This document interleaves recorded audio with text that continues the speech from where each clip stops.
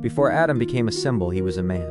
Before he became the first chapter of human history, he was simply the first human consciousness awakening into a world far larger than his understanding. People read his story with theological eyes, but the mind of Adam, his psychology, his inner storms and awakenings, is rarely explored.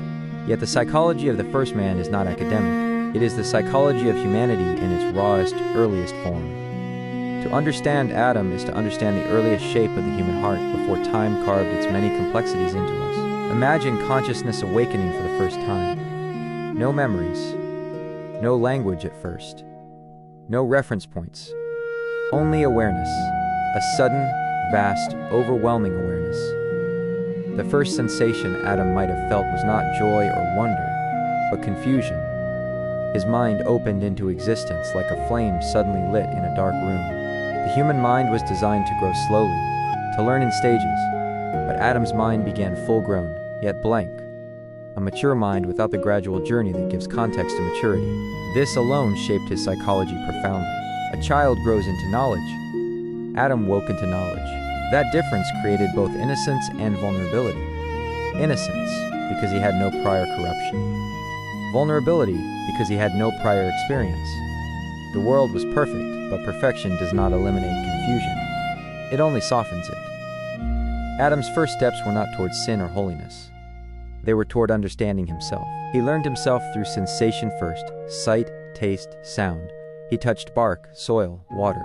He listened to the rustle of leaves, the rhythm of rivers, the hum of creation. These experiences shaped his early psyche, giving him emotional grounding. The world was his first teacher, God his first voice, and solitude his first companion. But solitude, even in perfection, creates yearning. Adam was complete, yet unfulfilled. His mind was active, yet alone. He had the capacity for relationship without anyone to share it with. This loneliness was not suffering, just an ache. A gentle ache that prepared him for the arrival of Eve. A psychological space was created inside him that only another human could fill. Before Eve, Adam's identity was simple: observer, caretaker, learner. After Eve, his identity became relational, emotional, reflective. He discovered a part of himself through her presence. Psychology teaches that humans understand themselves best in relationship. Adam was no different. Eve was not just a companion, she was a mirror. Through her smile, her questions, her thoughts, her reactions, Adam learned dimensions of himself he never knew existed. This new relational depth brought joy but also vulnerability. Loving someone means having something to lose. Adam never felt fear before Eve. The mind cannot understand loss until it has something valuable to protect. Eve awakened emotional depth in him: wonder, tenderness, admiration, curiosity, a sense of connection that transcended words. But with connection came the first whisper of fear. A fear not of danger, but of separation. In Eden, separation seemed impossible. The world was harmony. His environment reflected safety. God spoke with clarity. Every psychological need, identity, belonging, purpose, intimacy, meaning, was met effortlessly. But perfection often hides the fragility of choice. Eden did not eliminate temptation. It simply meant Adam did not yet understand temptation. He understood freedom, but he did not yet understand the weight of freedom. The psychology of Adam becomes truly complex when we examine the moment when the serpent approached Eve. This event is often simplified, but psychologically it reveals layers of the human mind that still shape us today. Adam was not deceived in the same way Eve was. The text suggests something deeper. He made a conscious choice, one influenced not by curiosity but by love. But to understand why he chose as he did, we must first understand the psychological dynamic between them. Eve was not just another human, she was the only other human. Adam's entire sense of companionship, identity, and emotional connection was bound to her. She was his equal, his reflection, his completion. When Eve stood holding the fruit, something inside Adam fractured. This was the first time he saw a contradiction, Eve and God in conflict. Until that moment, Adam had never experienced cognitive dissonance.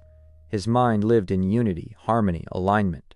Suddenly, he faced his first internal split: loyalty versus obedience, love versus truth, companionship versus command. It is easy to judge Adam's choice in hindsight, but psychologically, it mirrors countless decisions humans still make. Choosing immediate emotional security over long-term wisdom, choosing not to be alone over being right, choosing the person you love over the principle you believe. Adam's decision was driven by fear of losing connection. He had never seen death, yet something in him instinctively sensed that breaking from Eve, even emotionally, would feel like death. When he looked at her, fruit in hand, eyes changed by the serpent's persuasion, he did not see rebellion. He saw the possibility of losing her. That fear activated his vulnerability, and fear distorts judgment. Adam did not choose the fruit because he wanted power. He chose it because he wanted Eve. This was the first psychological entanglement, the fear of separation leading to self-compromise. After he ate, the immediate rush of awareness struck both of them. Shame. Shame is the sudden awareness of brokenness in front of someone whose gaze matters. Adam saw himself as vulnerable, not physically but morally. The instinct to hide was not just from God, it was from each other. Shame is relational. They hid from each other before they hid from God. When God walked toward them, Adam experienced something entirely new: guilt. Innocence had been replaced by self-consciousness. The psychology of guilt is powerful. It fractures the self. Adam was no longer whole inside. He was divided. Who he was versus who he had become.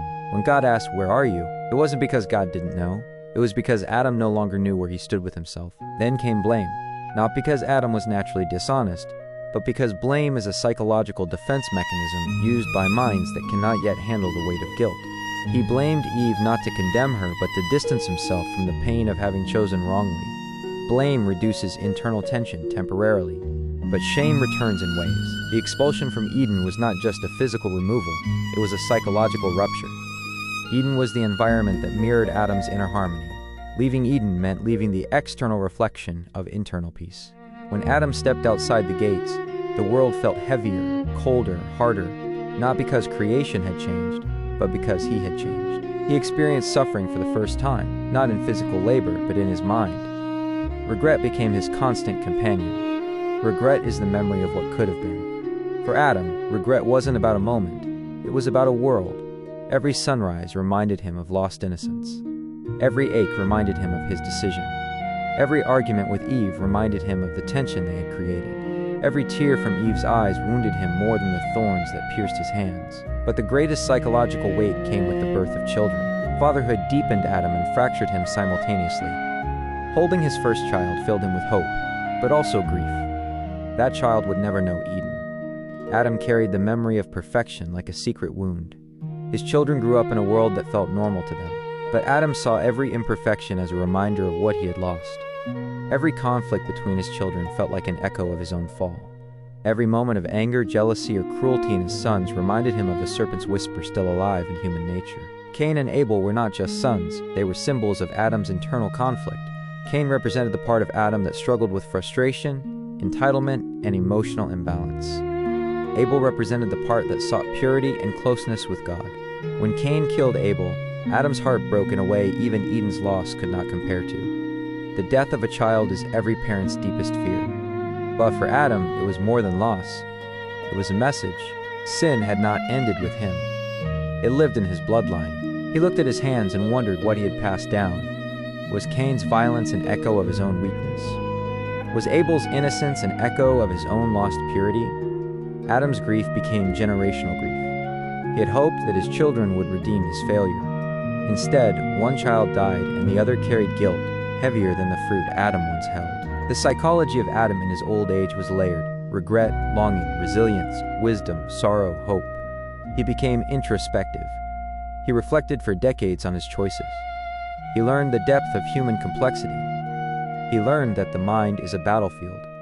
He learned that sin isn't a moment, it is a gradual drift away from truth. And holiness is not perfection.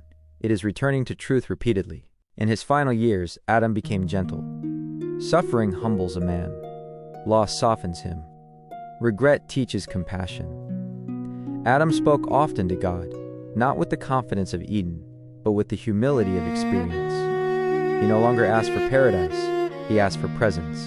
He no longer longed for what he lost, he longed for what he could still become. Psychologically, Adam became a man of depth, a man who understood weakness, a man who understood responsibility, a man who understood the weight of choice, a man who understood love deeply enough to grieve it, a man who understood sin deeply enough to fear it, a man who understood God deeply enough to seek him without demanding answers. Adam died with the memory of footsteps in Eden and the reality of dust in his hands. But his mind had evolved from innocence, right-pointing arrow to confusion, right-pointing arrow to failure, right-pointing arrow to regret, right-pointing arrow to wisdom. This is the human journey. Adam was not perfect. He was not meant to be. He was the prototype of humanity, not a flawless model, but a foundational one. Through his psychology, we understand our own. The longing for connection, the fear of loss, the weight of guilt, the ache for redemption, the search for meaning, the pull between impulse and obedience, the fragile nature of love, the complexity of choice, and the unbreakable yearning for God. Adam's story is not about failure. It is about becoming.